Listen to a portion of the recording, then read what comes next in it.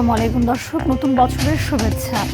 স্বাগত জানাচ্ছি আরটিভির সকালের সংবাদে। আপনাদের সাথে রয়েছি আমি হাবিবা আফরোজ। রাষ্ট্রীয় মর্যাদায় বেগম খালেদা জিয়ার দাফন সম্পন্ন হয়েছে। বুধবার বিকেল 4টার পর জিয়া উদ্যানে স্বামী ও প্রয়াত রাষ্ট্রপতি জিয়াউর রহমানের কবরের পাশে তাকে সমাহিত করা হয়। এ সময় তার পরিবারের সদস্যরা, 3 বাহিনীর প্রধান, অন্তর্বর্তী সরকারের স্বরাষ্ট্র উপদেষ্টা সহ বিএনপির কেন্দ্রীয় নেতারা উপস্থিত ছিলেন। রুদ্র রফিকের রিপোর্ট।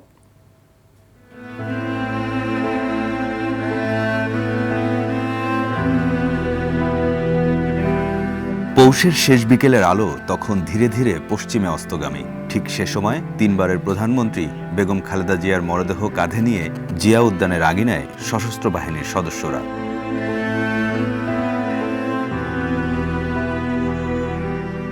খালেদা জিয়ার মরদেহ নিজ হাতে কবরে রাখেন তার জ্যেষ্ঠ পুত্র ও বিএনপির ভারপ্রাপ্ত চেয়ারম্যান তারেক রহমান। ধর্মীয় রীতি অনুযায়ী সম্পন্ন হয় সব আনুষ্ঠানিকতা। একে একে কবরে মাটি দেন উপস্থিত সবাই।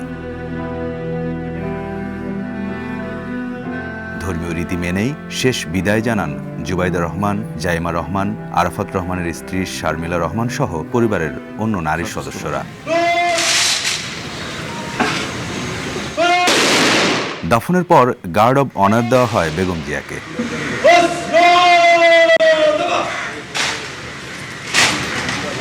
এরপর রাষ্ট্র, বিভিন্ন বাহিনী ও দলের পক্ষ থেকে সমাধিতে ফুলেল শ্রদ্ধা জানানো হয়।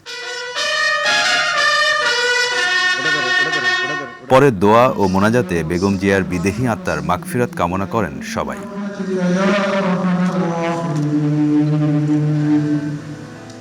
লক্ষ কোটি মানুষের অশ্রুসিক্ত ভালোবাসায় বিদায় নিলেন বেগম খালেদা জিয়া।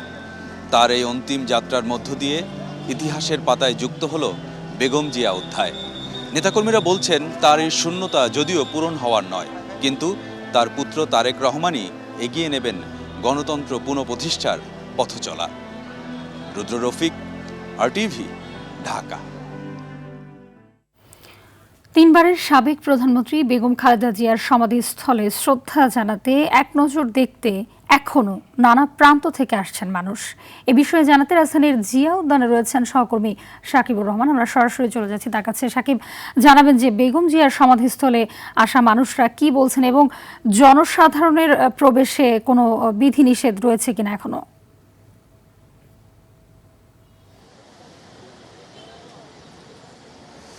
হাবিবা, আসলে জনসাধারণের প্রবেশে কিন্তু সম্পূর্ণ বিধিনিষেধ রয়েছে।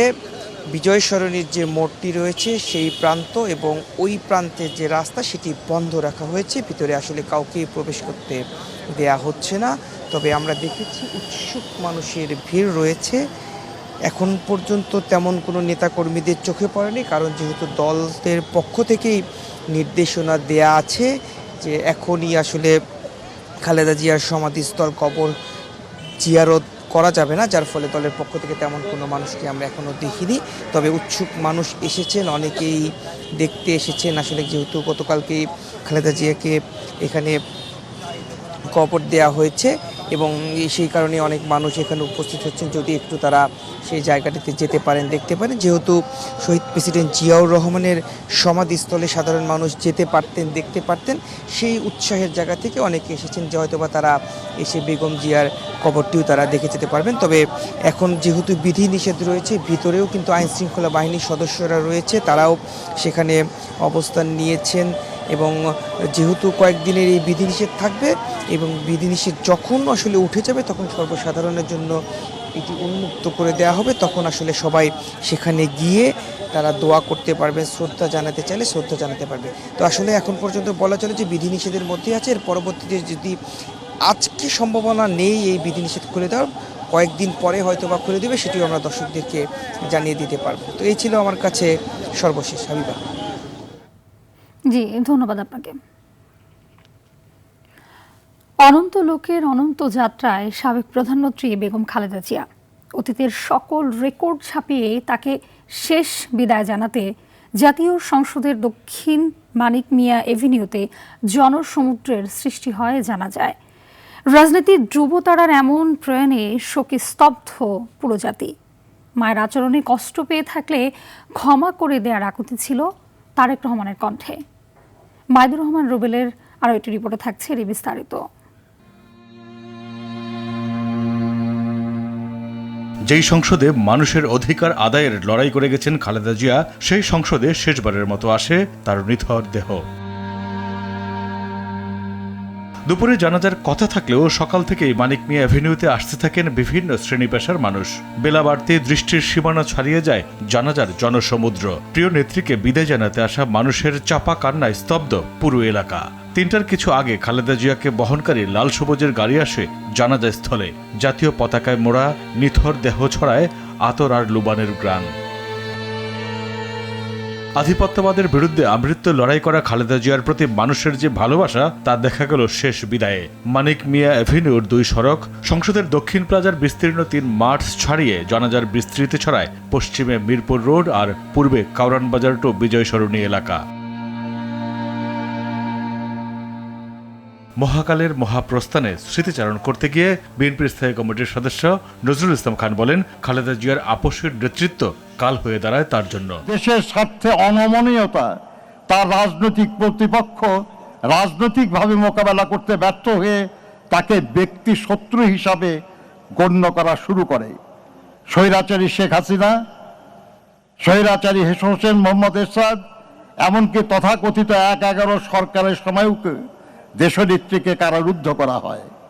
তবুও আধিপত্যবাদী অপরাজনীতির সাথে তিনি আপোষ করেননি। রাজনীতির আকাশ থেকে খসে পড়া ধ্রুবতারা খালেদা জিয়া। মায়ের অন্তিম যাত্রায় শোকে পাথর পুত্র তারেক রহমান। মায়ের জন্য চাইলেন দোয়া। যদি আপনাদের কারো কাছ থেকে কোনো ঋণ নিয়ে থাকেন, দয়া করে আমার সাথে যোগাযোগ করবেন, আমি সেটি পরিশোধের ব্যবস্থা করব ইনশাআল্লাহ। ওনার কোনো ব্যবহারে, ওনার কোনো কথায় যদি কেউ আঘাত পেয়ে থাকেন, তাহলে মরহুমার পক্ষ থেকে আমি আপনাদের কাছে ক্ষমা প্রার্থী। দোয়া করবেন আল্লাহ তাআলা যাতে ওনাকে বেহেশত দান করেন। খালেদা জিয়ার জানাজায় অংশ নেন প্রধান উপদেষ্টা ডক্টর মোহাম্মদ ইউনূস, প্রধান বিচারপতি, ৩ বাহিনীর প্রধান, জামায়াত আমির শফিকুর রহমান, এনসিপি প্রধান নাহিদ ইসলাম সহ জুলাই অভ্যুত্থানের নেতারা। আসসালামু আলাইকুম ওয়া রাহমাতুল্লাহ। আসসালামু আলাইকুম ওয়া রাহমাতুল্লাহ। খালেদা জিয়ার গৌরবময় এমন বিদায়ে অনন্তে অম্লান হয়ে থাকবেন বলে মনে করেন রাজনৈতিকরা। তারা মনে করেন অভিভাবক হারালো বাংলাদেশ, তবে তিনি মিশে থাকবেন ধানের শীষে। আগুন ঝরা ইতিহাস থেকে বিদায় নেয়া এক কিংবদন্তির নাম খালেদা জিয়া।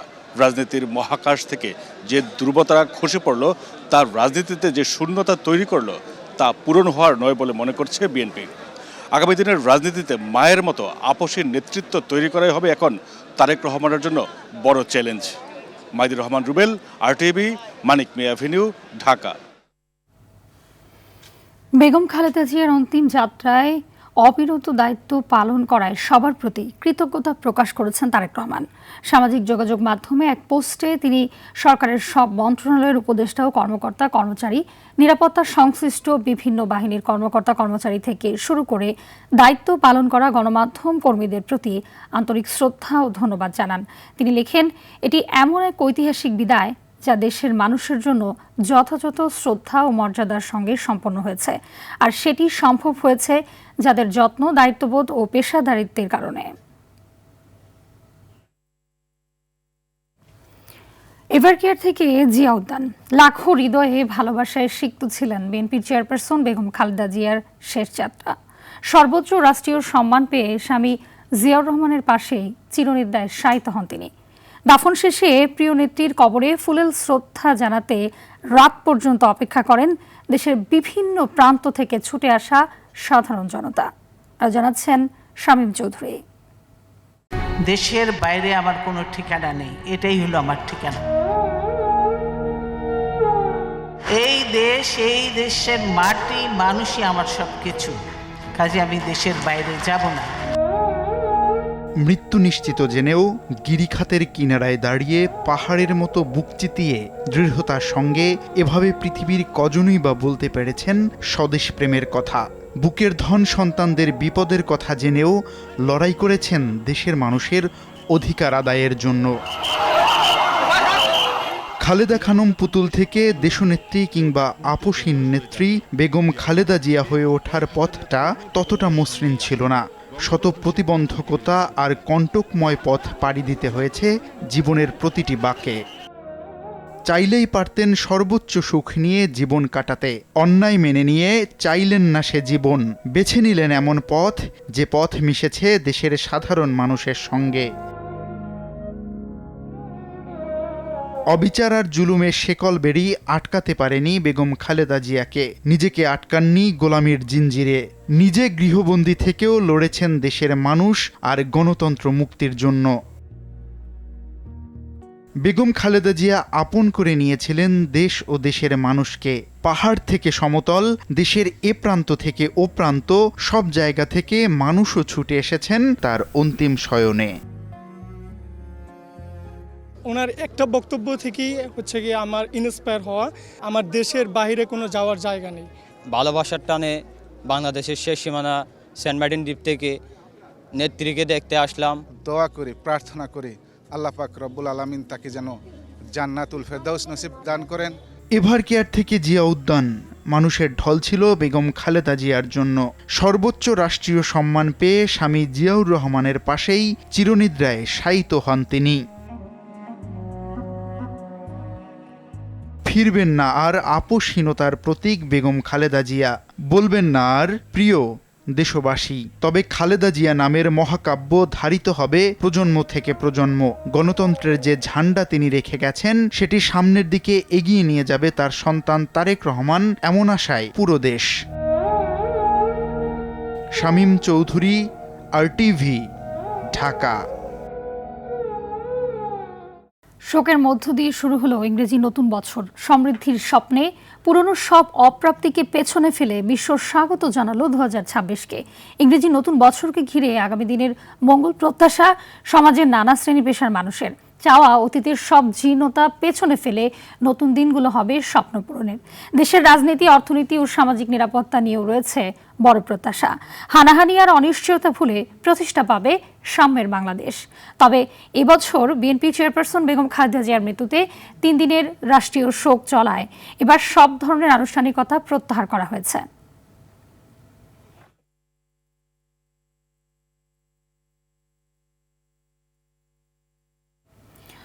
ইংরেজি নতুন বছর বরণে পর্যটকদের ঢল নেমেছে বিশ্বের দীর্ঘতম কক্সবাজার সমুদ্র সৈকতে। এ বিষয়ে আরো জানাতে সেখান থেকে সরাসরি যুক্ত হচ্ছেন সহকর্মী সাইফুর রহিম শাহিন জানাবেন যে পর্যটকদের উপস্থিতি এবং তাদের নিরাপত্তা নিশ্চিতে আইন শৃঙ্খলা বাহিনীর তৎপরতা কতটুকু রয়েছে? হ্যাঁ হাবিবা, নববর্ষের শুভেচ্ছা আপনাকে। আমি এই মুহূর্তে রয়েছি কক্সবাজার সমুদ্র সৈকতের সুগন্ধা পয়েন্টে, যেটি মধ্যম পয়েন্ট রয়েছে কক্সবাজার সৈকতের। আমি এখানে এখন অবস্থান করছি। আপনি দেখতে পাচ্ছেন আমার ঠিক পেছনে অনেক পর্যটক এই মুহূর্তে কক্সবাজার সমুদ্র সৈকতে অবস্থান করছে এবং তারা ইংরেজি নববর্ষকে স্বাগত জানাতে সকাল থেকে এখানে ছুটে এসেছেন। আমরা দেখেছি লাবণী, সুগন্ধা এবং কলাতলি বিভিন্ন পয়েন্টে লোকে লোকারণ্য পর্যটকদের। তবে প্রতি বছরের মতো এই বছর পর্যটকদের সংখ্যা একটু আগের তুলনায় অনেকটা কমে গেছে, যেহেতু 3 দিনের রাষ্ট্রীয় শোক চলতেছে। গতকালকে যেহেতু ঘোষণা করা হয়েছে 3 দিনের, গত পরশু ঘোষণা করেছে রাষ্ট্রীয় শোকের কারণে পর্যটকদের উপস্থিতি অনেকটা কম দেখতে পাচ্ছি আমরা। তো আমরা প্রতি বছর দেখি যে কক্সবাজার ইনডোর এবং আউটডোরে অনেক অনুষ্ঠান নববর্ষ উপলক্ষে, কিন্তু এবারে তেমন কোনো অনুষ্ঠান উন্মুক্ত স্থানে ছিল না এবং ইনডোরে তারকামানের কিছু হোটেল তারা নিজস্ব আয়োজনে কিছু অনুষ্ঠান করেছেন। কিন্তু আইন শৃঙ্খলা বাহিনী কক্সবাজার যে টুরিস্ট পুলিশ কক্সবাজার রিজন, তারা কক্সবাজার সমুদ্র সৈকতে তৎপর রয়েছে এবং হোটেল মোটেল জন্য তৎপর রয়েছে, যাতে পর্যটকদের কোনো ধরনের নিরাপত্তা বিঘ্নিত না ঘটে সে লক্ষ্যে তারা নিরাপত্তা জোরদার করেছে। এবং এখানে আমরা দেখতে পাই যারা পর্যটক এসেছে তারা সানন্দে নববর্ষকে শুভেচ্ছা জানিয়েছেন এবং নববর্ষ উদযাপন করছেন এবং পরিবার পরিজন নিয়ে, বন্ধু বান্ধব নিয়ে এখানে সম্পূর্ণ নিরাপত্তা বলে তারা এখানে কক্সবাজার সমুদ্র সৈকতে আনন্দ উপভোগ করছেন। এখানে এ পর্যন্ত কোনো ধরনের নিরাপত্তা বিঘ্নের কোনো খবর পাওয়া যায়নি। তো হাবিবা, এ হচ্ছে কক্সবাজার সমুদ্র সৈকত থেকে নববর্ষের খবর। জি, ধন্যবাদ আপনাকে শাহিন। বিভিন্ন জেলায় বইছে শৈত্যপ্রবাহ। চুয়াডাঙ্গায় সর্বনিম্ন তাপমাত্রা রেকর্ড করা হয়েছে 8.7 ডিগ্রি সেলসিয়াস। বাতাসের তীব্রতার কারণে শীত বেশি অনুভূত হচ্ছে। সকালে পঞ্চগড়ে 9.5 ডিগ্রি তাপমাত্রা রেকর্ড করেছে তেঁতুলিয়া আবহাওয়া অফিস। ঘন কুয়াশা না থাকলেও তীব্র শীত অনুভূত হচ্ছে। ঘন কুয়াশার প্রচণ্ড শীতে দুর্ভোগে পড়েছে কুড়িগ্রামের মানুষ। শীতে দিনমজুর, ছিন্নমূল ও নদী পাড়ের মানুষের কষ্ট বেড়েছে। শীতজনিত রোগে আক্রান্ত হচ্ছে শিশু বৃদ্ধরা। শীতে কাঁপছে দেশের উত্তরের জেলা পাবনার পদ্মাপাড়ের জনপদ ঈশ্বরদী। দুর্ভোগে পড়েছে খেটে খাওয়া ছিন্নমূল মানুষ। অনেকেই খড় কাঠের আগুন জ্বালিয়ে শীত নিবারণের চেষ্টা করছে। দিনাজপুর ও হিলিতে দুর্ভোগ পোহাচ্ছে নিম্ন আয়ের ও ভারসমান মানুষ।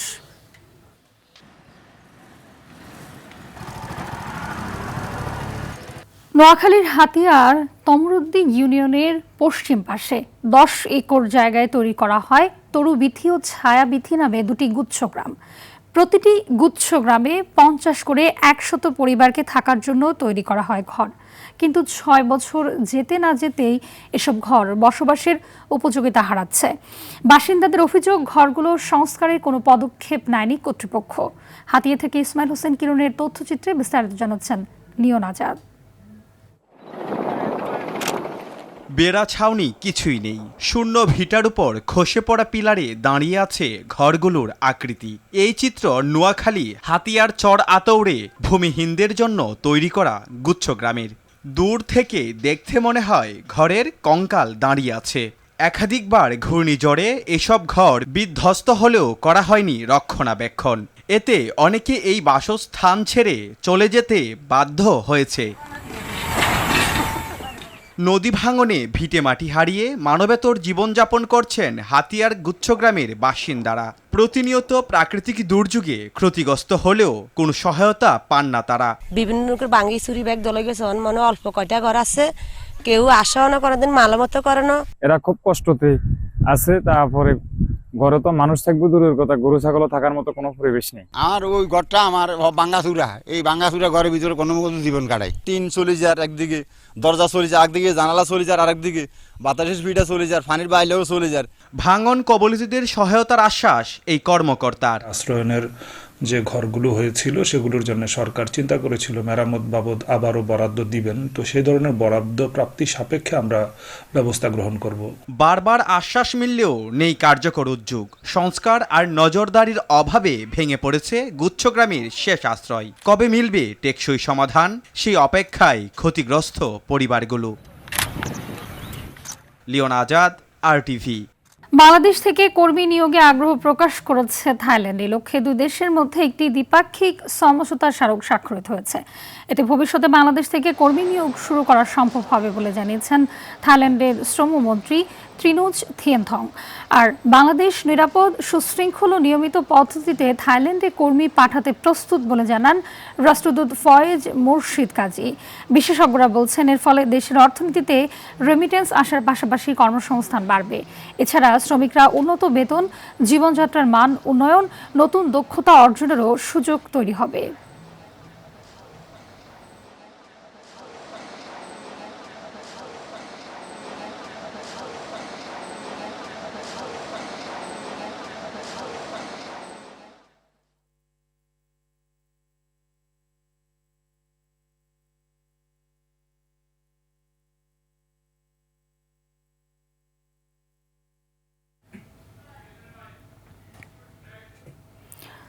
ভারত সরকারের ভিসা জটিলতায় চুয়াডাঙ্গার দর্শনা চেকপোস্ট দিয়ে যাত্রী চলাচল কমেছে 80% বেশি। আগে যেখানে 2000-এর বেশি যাত্রী আসা যাওয়া করত, সেখানে এই সংখ্যা এখন 300-রও কম। এতে বিপাকে পড়েছেন চেকপোস্টের উপর নির্ভরশীল হাজারো মানুষ। অন্যদিকে সরকারের রাজস্ব আয়েও পড়েছে ভাটা। চুয়াডাঙ্গার সংবাদদাতার পাঠানো তথ্যচিত্রে আরও জানাচ্ছেন সুলাইমান কবির। চুয়াডাঙ্গার দর্শনা চেকপোস্ট দিয়ে স্বাভাবিক সময়ে প্রতিদিন যাতায়াত করতেন 2 থেকে 2,500 মানুষ। তবে 5 আগস্টের পট পরিবর্তনের পর পাল্টে গেছে সে দৃশ্য। নেই যাত্রীদের হাকডাক কিংবা ইমিগ্রেশন কর্মকর্তাদের কর্মব্যস্ততা। ইমিগ্রেশন অফিসের তথ্য বলছে, চলতি বছরের জানুয়ারি থেকে নভেম্বর পর্যন্ত দর্শনা চেকপোস্ট দিয়ে যাতায়াত করেছে 44,700 জন যাত্রী। 2024 সালে যে সংখ্যা ছিল 2,46,000 96,495 জন।